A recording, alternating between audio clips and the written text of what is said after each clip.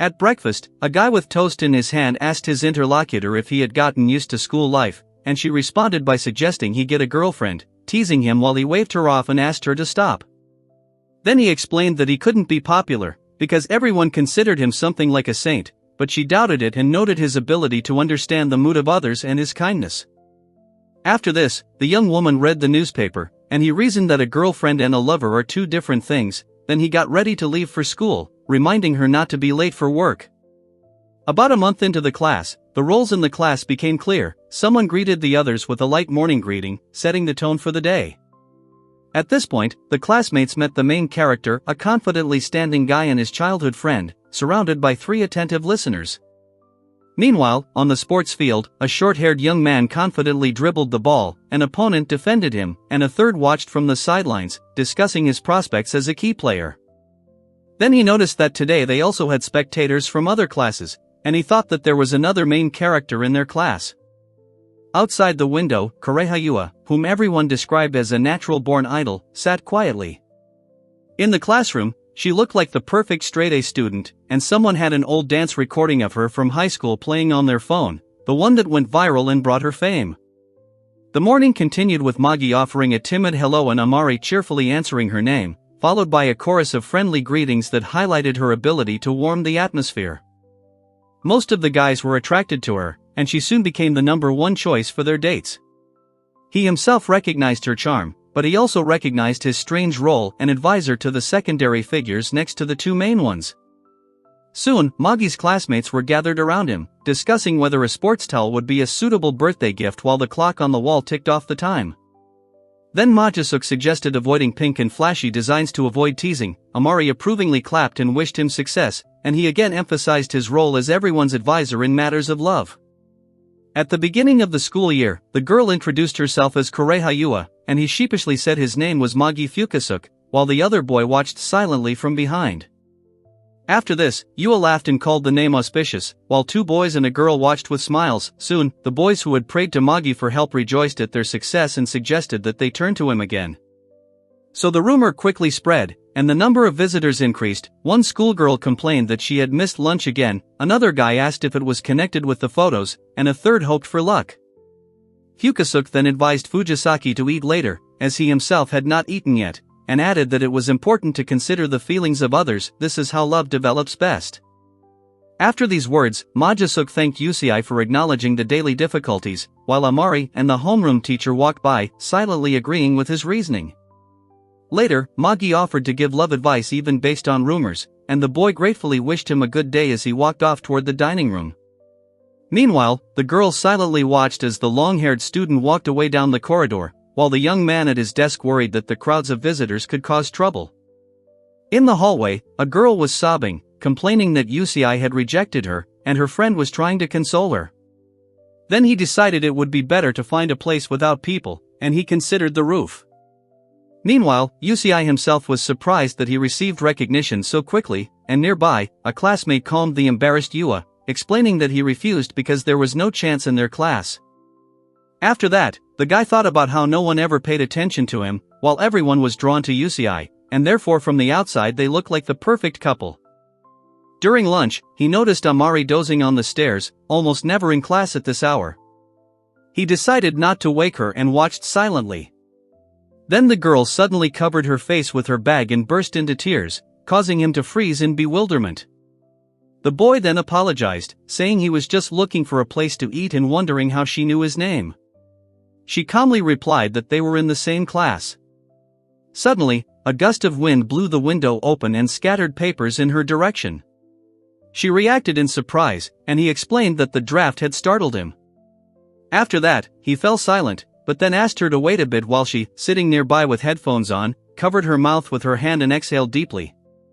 The girl hesitated, and the boy clumsily climbed onto the desk to close the door, which swayed under his weight and creaked. He thought that Yusei would cover her with one jump, and he was barely holding on when suddenly the trembling stopped. She leaned her elbows on the table. Then he awkwardly thanked her, and she firmly said that she would not let go, demonstrating determination. Afterwards, she thanked him too, slightly nervously, and he was surprised that she called him by name again. The girl quickly confirmed that she knew him. He hesitated a little, but still said that he was going to leave, and headed for the exit while she watched him with slight surprise. As they parted, he apologized for disturbing her rest and added that he wouldn't be able to eat outside because of the wind, so he'd look for another place. Then she quietly objected and stopped him. After this, the girl slowly walked down the stairs, and the young man thought with excitement that this was their first conversation, and wondered if it seemed strange. She, looking at the football field, where several students were kicking a ball around and chatting, thought that he was actually kind. The two boys discussed the differences between the shining goddess and the sullen classmate, mentioning their childhood friendship, and then one of them supported the other during the game. Then Magi noted that although Yusaba was withdrawn, there was a femininity in her gestures. She adjusted her hair near the fence, and this attracted attention. He felt an internal contradiction. Despite her gentleness and pleasant character, there was something about her that made him uneasy. During the soccer match, he kicked the ball hard and remembered that the two of them reminded him of himself and Yusei, causing an inexplicable tension to rise inside him. Fujisaki fanned himself while his teammates praised his performance. Meanwhile, girls in tracksuits joyfully watched the match, squealing with delight and cheering for the players. Then he noticed that the girls' gazes were focused exclusively on Yusei, and inside he felt a slight bewilderment from such a concentrated reaction. Afterwards, Yusei was praised by one of his classmates, and his friend quietly confirmed that he knew him well and congratulated him on his excellent work. At the same time, Amari listened attentively as someone noted Fukasaki's good defense, and he modestly replied that in fact there were no shots, since the team was on the attack. In the class, one girl clapped her hands, wishing good luck with Mizumi from her parallel year, and one of the boys hesitantly and quietly responded with agreement. After class, Magis decided the emotional counseling session was over and headed home. At that moment, his classmate thanked him and left, and he tapped his hand thoughtfully on the table. Then another girl quietly called his name and asked if she could talk too. The guy involuntarily froze, not expecting such a thing. She excitedly started talking about the topic of visiting Fukasaki's shrine while he stood nearby, trying to understand the meaning of her words. The thought flashed through the boy's head that Yua had no chance with Koreha, which meant that the only one she could like was Yusei, whom other classmates called a worthy man. At this point, the school's most popular student, Koreha Yua, is shown focused and willing to do anything to fulfill her feelings for her best guy, Fujisaki Yusei. Meanwhile, Amari decided she had to answer correctly and listen carefully when Magi approached her. She called out to him softly, addressing Fuji. The young man was very surprised at first, and then apologized, saying that he could not listen to this conversation, addressing the girl with long hair. She froze in confusion, uttering only a short sound, and whispers and mutterings immediately broke out around her. Then he quickly apologized and added that he had to leave. In response, the girl muttered that she had things to do, too. Afterwards, he considered that running away was the worst option. Even without a compelling reason, he still lied and felt an inner discomfort about the fact that the object of everyone's admiration was his close friend. He remembered they were on the same train and wondered if his approaching her would be intrusive. She, too, was hesitant to initiate a conversation. Soon, he noticed something strange in the crowd. The girl suddenly reacted sharply, asking in bewilderment why he was being accused of harassment, but he remained tense and silent. She thought that Yusaba's modesty and quiet voice made her an easy target for selfish attacks, and looked out the window thoughtfully. Then he clenched his fist, realizing that he had to act quickly, because the situation was unacceptable.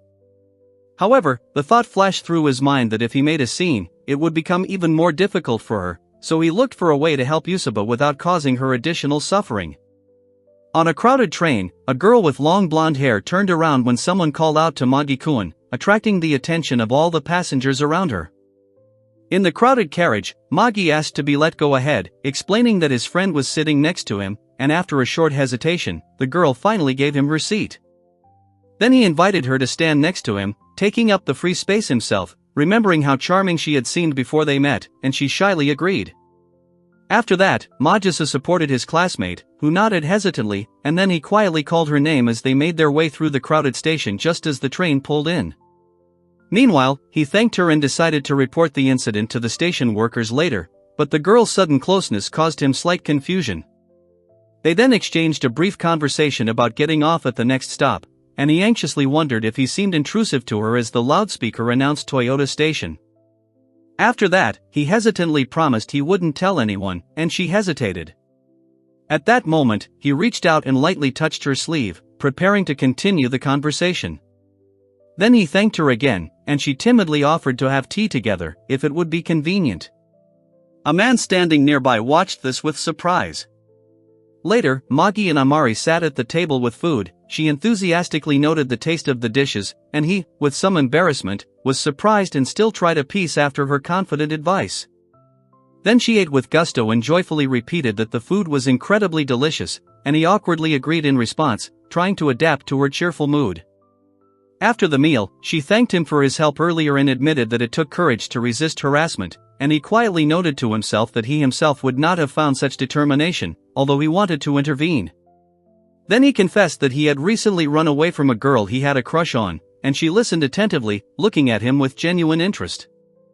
After this, he asked her if she knew about the Fukaseok shrine, and when she answered in the affirmative, he said that it was there that he had recently met the object of his admiration, although there was no evidence. She admitted that she often felt nervous and could not communicate freely with her classmates, and he agreed, adding that he was often forced to insert interjections to keep the conversation going. Then they discussed how it was enough to latch onto the slightest topic, and the words would begin to flow naturally. The girl smiled thoughtfully, remembering when she had developed this way of expressing herself. After that, she quietly wondered when she had begun to see the world around her as frightening, and she became lost in thought as people passed by. At this time, he noted that he considered fear to be the reason for his insecurity, and she admitted that the hardest thing for her is to be rejected, especially by someone she admires. Then he said, almost in a whisper, that he had to apologize tomorrow, which surprised the girl with pigtails. She immediately guessed he was talking about someone else, and he became inwardly nervous. After this, he admitted that he might not be able to cope and was afraid of ridicule, and she opened up in response, saying that she admired a bright person and also felt in a similar position. He wondered if it was someone similar while a group of girls chatted nearby, and then asked point blank if that person was Yusei. The girl laughed, sipping her drink. She then responded to his words with a slight cough, and he explained that he had been watching her in gym class and added that he was ready to support her as Yusei's close friend. She hesitated a little, explaining that while Fujisaki was indeed impressive, her gaze was focused on something else entirely. Then he became slightly embarrassed, wiping a drop of sweat from his forehead, and stood next to the tall guy in the sports uniform, maintaining a calm and attentive appearance. After this, he noticed her obvious excitement and decided that it was true, but she hastily assured him otherwise, covering her face from embarrassment. He cautiously suggested that she didn't necessarily have to meet Kureha, which left her with an unexpected surprise. Then he admitted to himself that he would like to speak confidently, looking straight into the eyes, without hesitation or nervousness. Afterwards, she quietly reflected on how she dreamed of being able to clearly express her feelings without looking down, even when she was with someone she liked, and she considered this a real achievement. He reflected on how he and Amari had similar aspirations and offered to support each other as their goals coincided. Then he suggested that they practice together. He should learn to communicate with Kureha, and she should learn to communicate with Yusei, and this would become a joint training. After that, she admitted that it would be wonderful to talk freely not only with Fujisaki, but with any person, and he, slightly hesitantly, approved of her words. She shared her desire to communicate confidently with anyone, and then Magi suggested becoming ordinary together, which greatly surprised her and made her blush. Later, one of the boys happily greeted Magi, shook his hand and said he was glad to meet him, after which they became friends. Then he turned to Amari, greeting her politely, and she responded warmly. At that moment, he realized he had gained not just a friend, but what his sister would call a girlfriend. In the evening she exhaled heavily, thinking about how much had happened during the day, and her face reflected fatigue mixed with thoughts. After that, she remembered how long she had talked to him until her voice became hoarse, and then she froze, as if trying to sort out her own feelings. Meanwhile, he again noted to himself that he wanted to speak confidently and calmly, without stuttering, and at the same time did not consider it necessary to meet with Kureha. Then he cautiously inquired how close he and Kureha were, and asked for help in setting everything up correctly, promising to keep Yusaba away if it failed. She thought about it later in the bathroom, realizing that Magi was the first one to say such words, because all he wanted was to look her straight in the eye and talk. The sudden notification signal brought her out of her thoughts, and she thought with slight surprise that his wish was actually so simple and modest. She noticed Yua's anxiety and thought that Magi might be avoiding her, which made her feel bitter at the thought that he didn't like her. She then hesitated about sharing certain information with Magi, deciding that Yua would probably not want it disclosed, and looked thoughtfully at the phone screen with new messages. She recalled her first meeting with him, clearly picturing that day as she sat alone in the stands among the noisy crowd. Then Majisa thought that someone had a much greater influence and decided that he would say something about it someday while his classmates were animatedly discussing something at their desks. After that, he suggested to Amari that they become ordinary together, but she hesitated, tightly clutching the thing in her hands and thinking about his words. Fukusuke was quietly thinking about what it meant to be normal and what he should do, and a girl next to him asked what he was thinking about and what was bothering him. Then they sat opposite each other at the table. He hesitated, biting into his food, and she calmly sipped her tea and listened to his question about what normality is. As the ball flew towards the hoop, a voiceover asked if he had found anything he could dedicate himself to in his school life. He hesitated in silence at first, but then quietly said that perhaps so, looking ahead with a thoughtful expression. After that, he said that he should apologize to her first, but she clarified to whom, and then he awkwardly called her a goddess, and she thought that today's schoolchildren had become too global. He looked away, racking his brains over how to ask for forgiveness despite his words, while she wondered if she should approach Kureha herself, who also looked uncertain. Magi writhed in embarrassment, thinking he was ready to sink into the ground, then took a deep breath and exhaled slowly, trying to find calm. He then muttered that he might decide to do it after school, but suddenly Akiyama asked him what he was doing, which caught him off guard. A guy with glasses started doing his morning exercises, and another one suggested joining in, calling it commendable to also exercise this way. After that, he suddenly realized that he had to talk to her, and she looked at him with a surprised look. He wondered why she was looking in his direction while she was sitting at her desk and her other classmates were laying out their textbooks and preparing for the lesson. Then the girl winked playfully, blushing slightly, pressing her hand to her chin and demonstrating confidence. Magi threw his hands up sharply, exclaiming that his heart almost stopped, and his classmate called out to him worriedly and asked what kind of strange gymnastics that was. The girl nervously asked about the unusual exercise with her knees, and the two guys trembled, doubting whether they would even be able to approach the goddess. He clenched his fists in excitement as she entered, and calling her name, he heard a joyful response with a beaming smile and confident agreement. Then he approached her desk and called her name again, and she was surprised at first, but then enthusiastically agreed to his request. After that, he bowed low, apologizing for ignoring her yesterday and going home, and she looked at him with surprise and thought. Amari apologized for interrupting him unexpectedly, but he quickly reassured her, and she looked down as a light whisper could be heard in the classroom. Then Magi suggested talking after class, and she agreed, and nearby two guys and a tall student looked at each other, not understanding what was going on. After that, he hesitantly admitted that he wanted to apologize to Magi-kun, and the girl reacted with surprise to such words. Amari explained that she had called Fukusuke Shrine a happy place and thought that was the reason, while one student listened silently in the background. He recalled the events of the previous day and hastened to assure her that it was not her fault, and she admitted that she still felt guilty, mentioning Fujisaki's similar experiences. Then Fujisaki encouraged Kureha, assuring her that Fukusuke wouldn't be angry, and she, embarrassed, called him cute.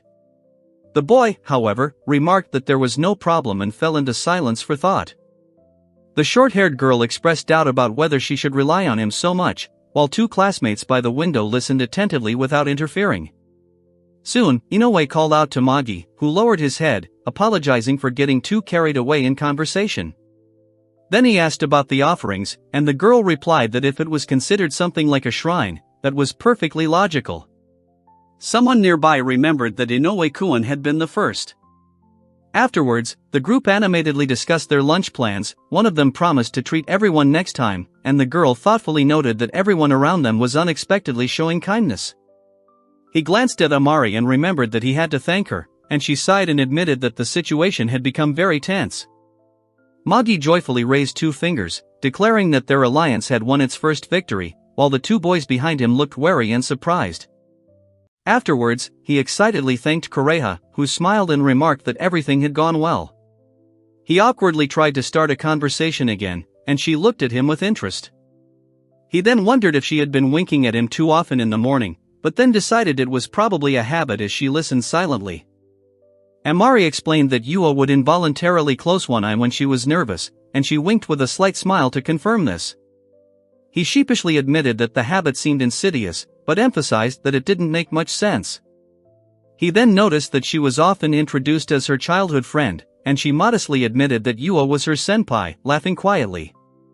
He sincerely admired the fact that she cared about him and found the strength to apologize, even while overcoming her nerves, and she suggested having a bite to eat together nearby.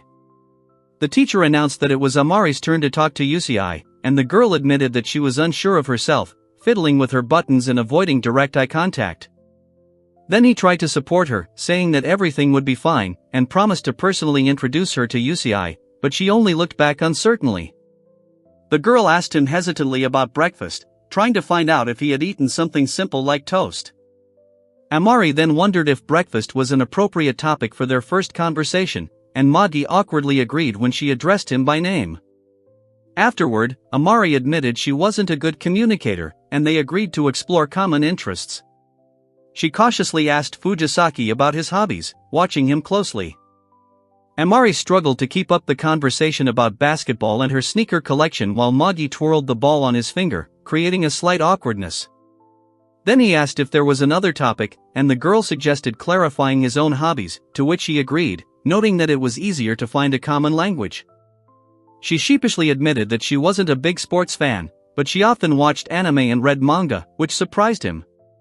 The guy said that he himself follows all the new seasons and always checks the first episodes, which surprised her with an unexpected confession. He then asked her what projects she was watching this season, noting that there was a wide selection, and the girl was about to answer shyly. She noticed that she was getting a little carried away, and he admitted with an awkward smile that talking to him was hardly beneficial. Then she carefully revealed that she had previously been a virtual streamer herself, and he was surprised and asked if she was still interested in this direction. The girl explained that she couldn't broadcast on her own for long and therefore closed the channel, and he admitted that he couldn't have managed it on his own either. Suddenly something occurred to him, and she added that the conversation wasn't going well. He quietly agreed as they leafed through the book next to each other. Afterwards, she asked if he read manga, noting that Yusei was into sports stories, and he confirmed this with some embarrassment. He began talking animatedly about basketball titles, saying that he was familiar with famous series, and the girl smiled in response and continued the topic. Then he suggested continuing the discussion after class, and she agreed, nervously intertwining her fingers, holding the headphones around her neck. The girl thanked Amari for his support, and he quietly remembered that he himself had felt similar awkwardness when he first noticed her embarrassment. The guy admitted that he felt confident around her, remembering how their previous conversation helped him stop shaking. He assured her that Yusei was a reliable man and promised to stay by her side while she listened, blushing slightly and considering his words. She smiled softly and enthusiastically agreed, and he responded with a confident smile, deciding that it was now his turn to act. He then suggested they spend the rest of their time discussing anime, and she enthusiastically began talking about her favorite project of the season. Magi called out to Yusei, who was about to leave, and asked about his plans for the basketball club, but he quickly waved him off, visibly embarrassed. Then Amari stood up hesitantly in the classroom, and someone noticed that she wanted to talk to Yusei. After that, Fuxasuk nervously encouraged the girl, who was out of breath, and Yusei cheerfully introduced himself, to which she responded in a quiet voice, saying her name. Magi awkwardly tried to get a word in edgewise while Yusaba clarified what exactly she wanted to talk about, and one of her classmates remarked that it felt strange to greet each other again, since they were in the same class. Amari then cautiously admitted that she had heard about his passion for sports manga and asked if he had any interesting recommendations. She added that she herself read a lot of basketball stories, and Magi and Fujisaki listened to her on the stairs with noticeable attention. Then Amari smiled softly, and Magi mentally celebrated his success. Yusei noted that, although everything was going well, he should think about other things. The girl noted that his expression matched her expectations, while Magi confidently stated that they were prepared and suggested Slam Dunk, calling it a true masterpiece created in Shounen. After that, he thought that if he acted like Koriko, he might be able to arrange a pilgrimage for them to the railway crossing, and Amari just smiled and took a selfie. Magi recounted the story of an athlete who unexpectedly became a popular basketball slime in another world, and the others reacted to the story with varying emotions. Then he awkwardly responded to Amari's comment, and she suddenly pretended to tremble like a slime, surprised at how unusual the discussion of this manga had turned out. He decided to intervene and asked Amari what exactly she liked, which made the girl embarrassed, and Magi watched her with interest.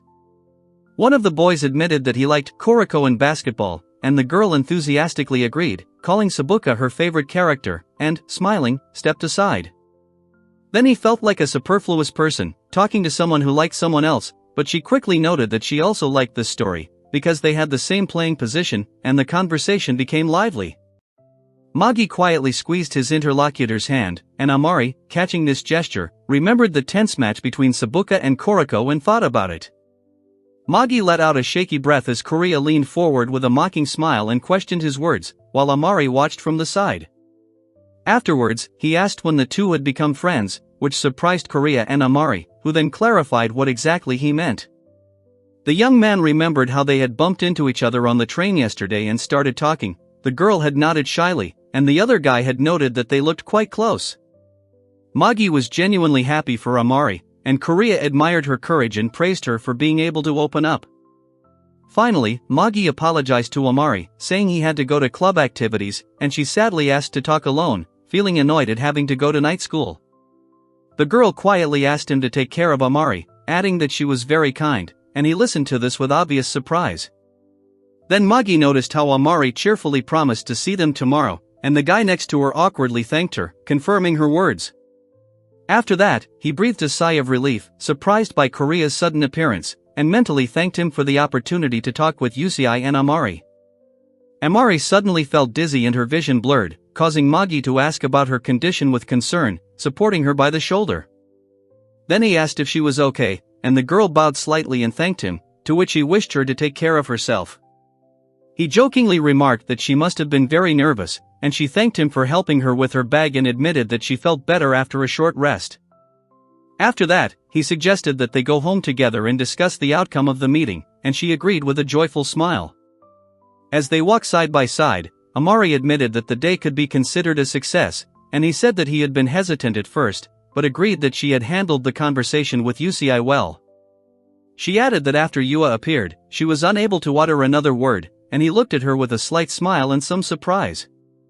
The blonde girl admitted that she barely knows how to hold a one-on-one conversation, while the dark-haired girl next to her explained that in a group she gets confused and interrupts.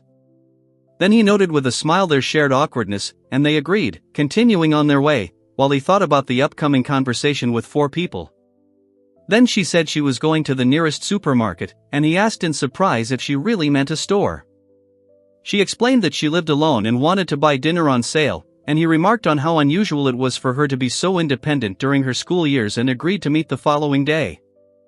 The girl admitted with slight embarrassment that she had forgotten to take a reusable bag, and the young man next to her repeated her words in surprise, trying to comprehend the situation. He remembered his thoughts about the cashier asking about the bag, and she reacted with surprise, and another classmate noted that plastic bags were now not free.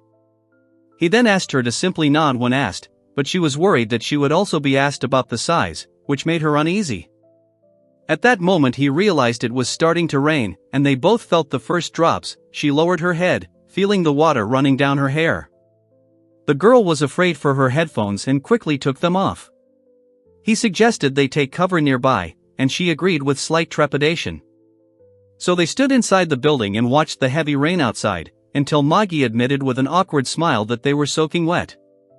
The girl carefully wiped the headphones and took several discs out of the case, concentrating on preparing the equipment. Amari noticed Magi's gloomy appearance and called his name, but he quickly waved her off, asking her not to look and suggesting they step aside. After that, she noticed a figure staggering in the rain and asked with an anxious gesture where he was going, attracting his attention. Then she timidly called him closer, warning him that he would get wet, and he reacted with bewilderment and embarrassment to her unexpected closeness and grip. The girl quickly handed him her jacket, even though it was wet, and he recoiled in panic, insisting that he was fine. Then Amari timidly thanked him, not understanding her own attractiveness, and Magi remembered how he used to hide behind a voluminous cardigan. At that moment, Amari called out to Fukazuka, and suddenly his sister appeared, asking in surprise if he was bringing a girl home and what it all meant. Magi felt a sense of confusion as Amari jokingly asked to meet her sister, and Korea watched with obvious interest.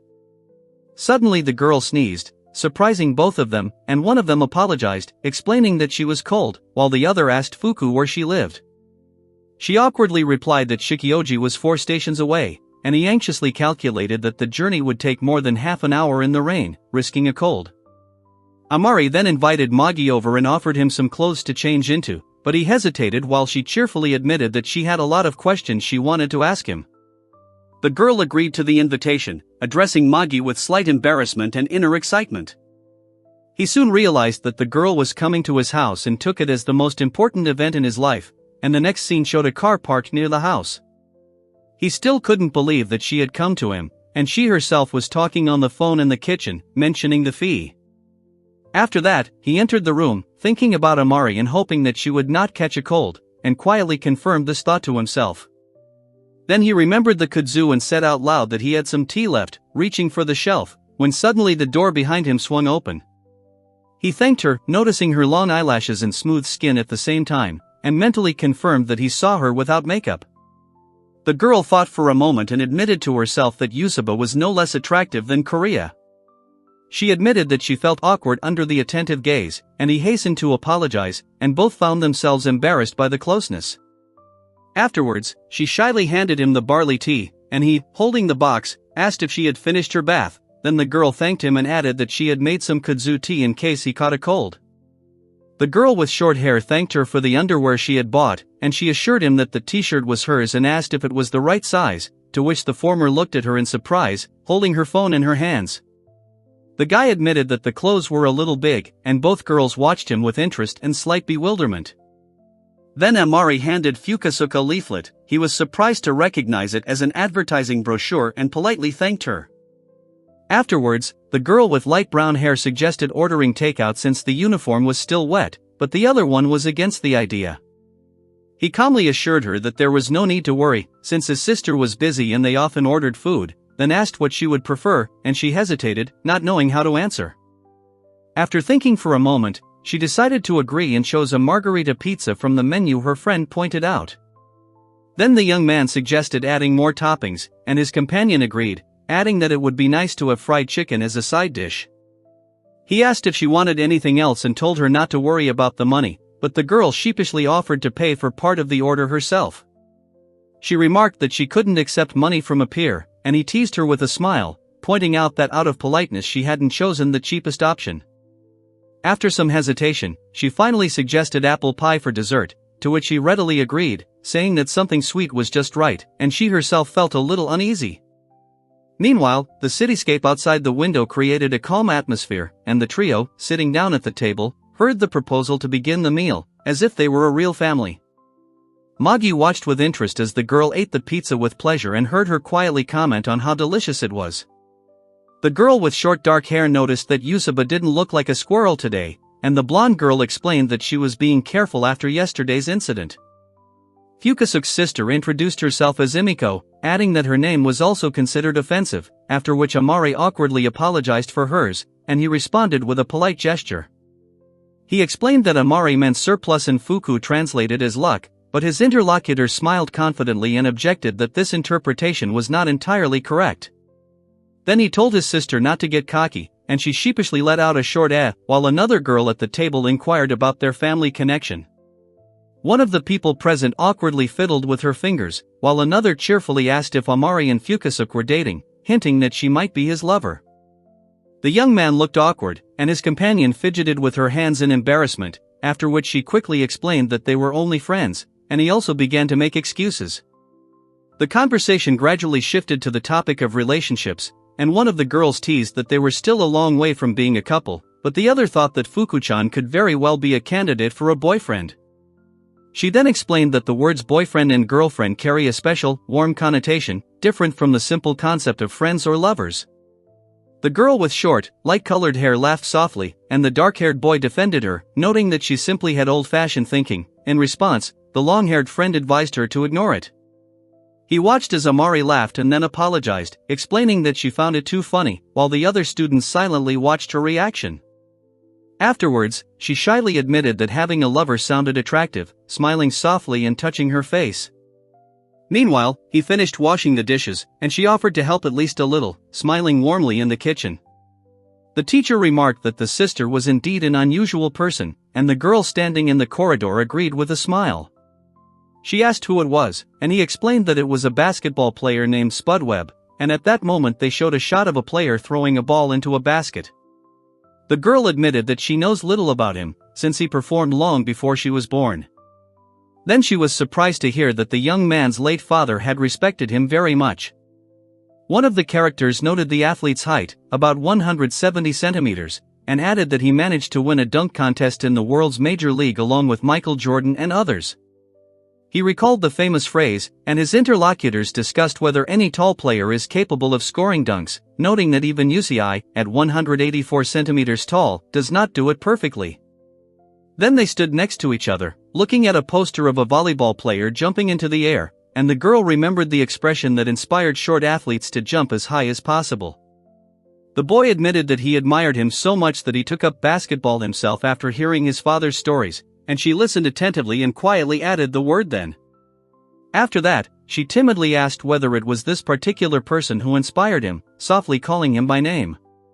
He hesitantly admitted that he no longer played basketball, but was still willing to talk about it, and she listened silently with an even expression on her face. The girl gently assured him that he was fine just the way he was, and he hesitantly agreed with her words.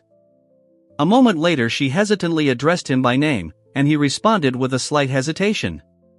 Then she timidly asked to exchange contacts, and he confirmed his consent, hearing her request, uttered in an embarrassed tone. The young man was surprised and slightly confused, and she smiled shyly, after which he agreed, noticing the mutual excitement and anticipation. He asked how to exchange data online, and she asked about the QR code, and they both looked curious and a little embarrassed. The girl admitted that she had previously only communicated with Yua, and answered hesitantly when asked about anyone else. He soon returned home, telling his sister that he had brought Amari, and she thanked him as she greeted him at the door.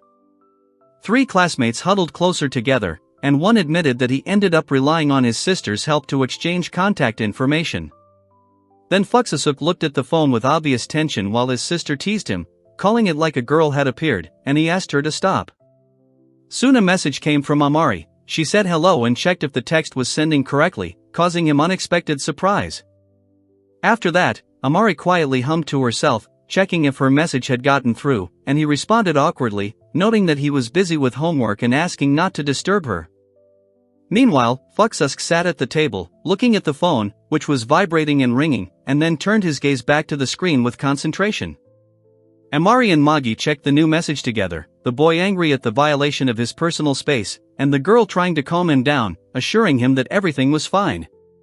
She scrolled past the words where he was praised for the delicious dish and confessed his charm, but, embarrassed, she decided to delete those lines, hastily touching the screen.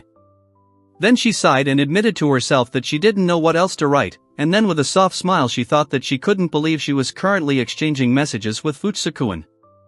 She hesitated over whether to remove the heart-shaped emoji, but eventually decided to call him by his first name, finding his previous address too simple. Afterwards, she reflected that if she was the one calling something cool, then such words acquired special value.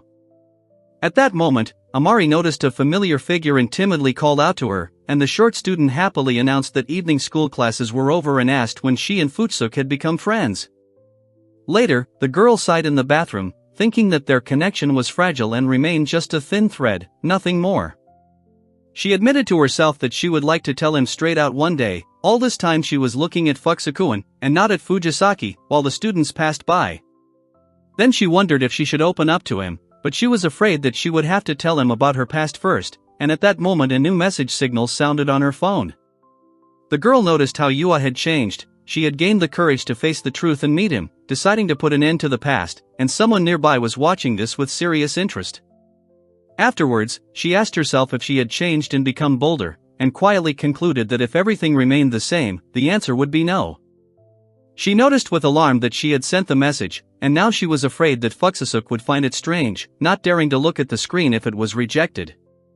She looked at her reflection, fearing that her facial expression would not return to normal, and wondered how to proceed. Then a new worry came over her. What if tomorrow the smile remained forced, and Fuxasuk would think that something was wrong with her?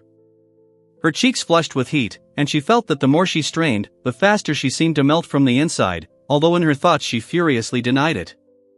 A few days later, a student greeted Fukusuk and Fujisaki as they walked down the hallway together. Then the fair-haired girl timidly called out to her classmate with headphones, who shyly lowered her gaze.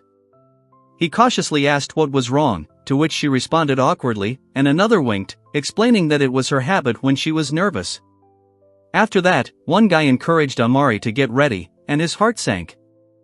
He then suggested that they all go to an amusement park, and she happily told him that she had gotten tickets from her father for Sunday.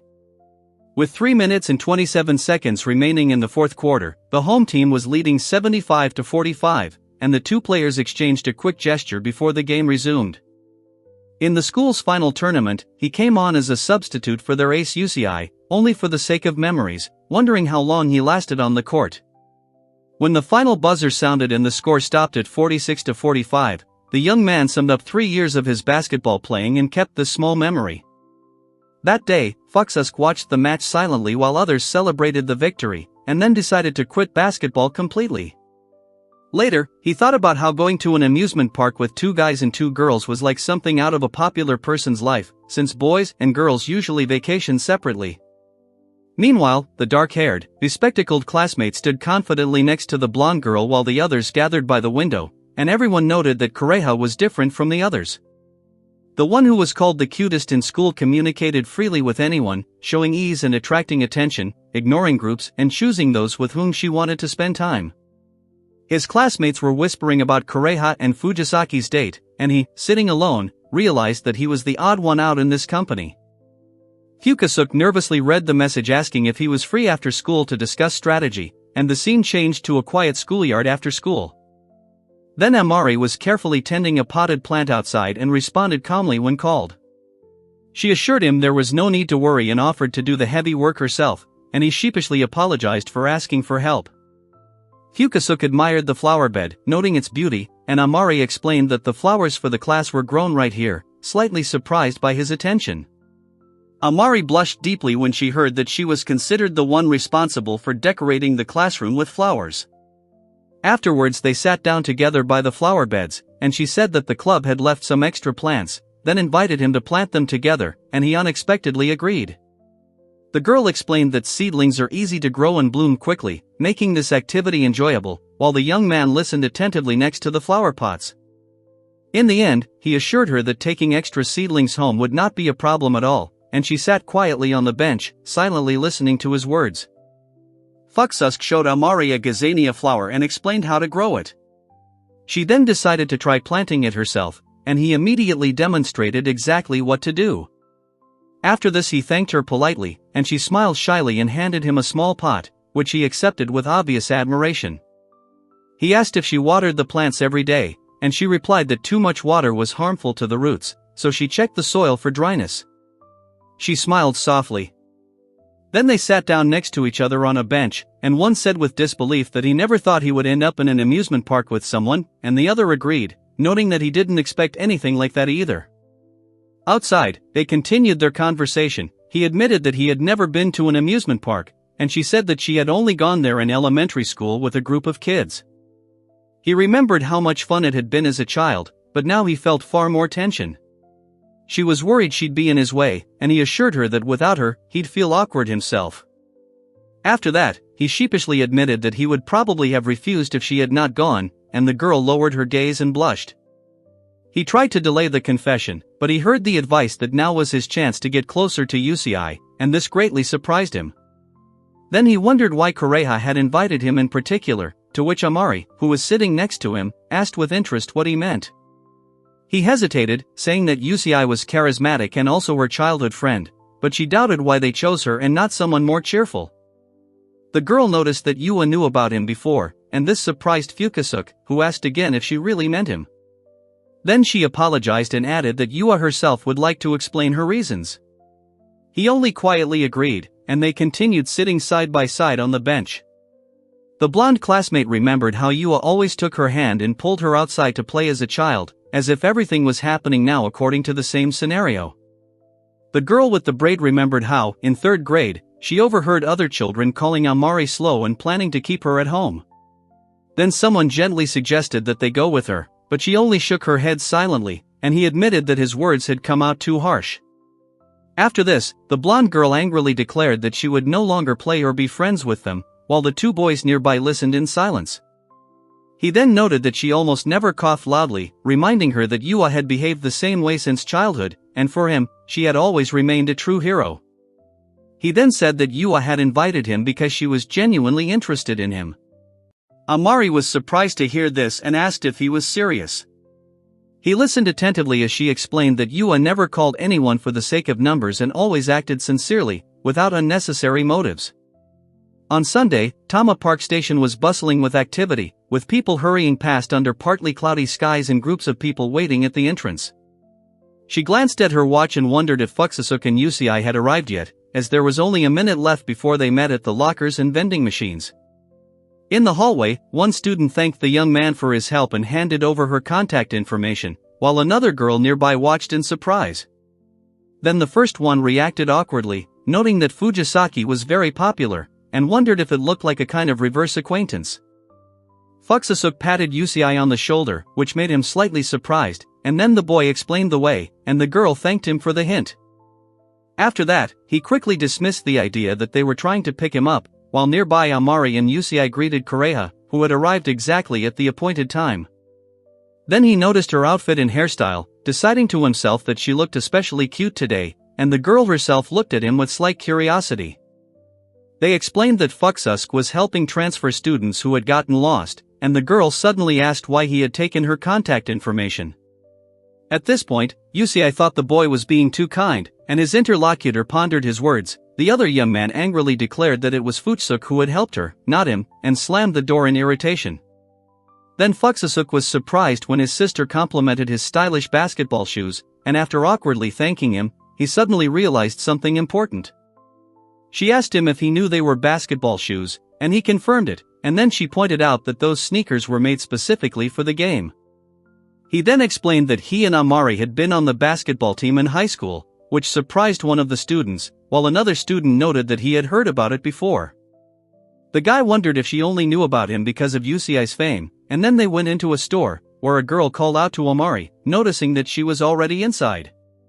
Meanwhile, Amari, huddled in a corner, was trembling with excitement, thinking that there were too many people around, and she was becoming truly scared. Then Fukasaku noticed where she was hiding and commented on it, and then explained that tight spaces help her feel calmer. After that, he noticed a hairpin that matched the color of Kureha's scarf, and both girls admitted that they decided to do it on purpose for the sake of a cute combination, and Amari hurried them. Amari smiled softly, and Fukasaku and another guy reacted with understanding. Then he offered to take off the thing, which made the girl a little embarrassed, and at that moment Yua called her name. The girl with long blonde hair thanked both boys, who noted that the chosen style suited her very well, which made her blush happily. Fukasaku decided to leave things as they were, after which his sister was surprised and asked if he really thought so, and Amari and Fujisaki only smiled in response. Then he suggested that they go, since everyone was gathered, and the company agreed, and Amari noted that she had long suspected this outcome. In conclusion, she smiled warmly and said that she did it on purpose, because she knew he would notice it. Fukasaku's heart started beating faster when someone lightly patted him on the shoulder, and then Fujisaki explained that he came in a tracksuit for convenience, since they would be riding a variety of attractions.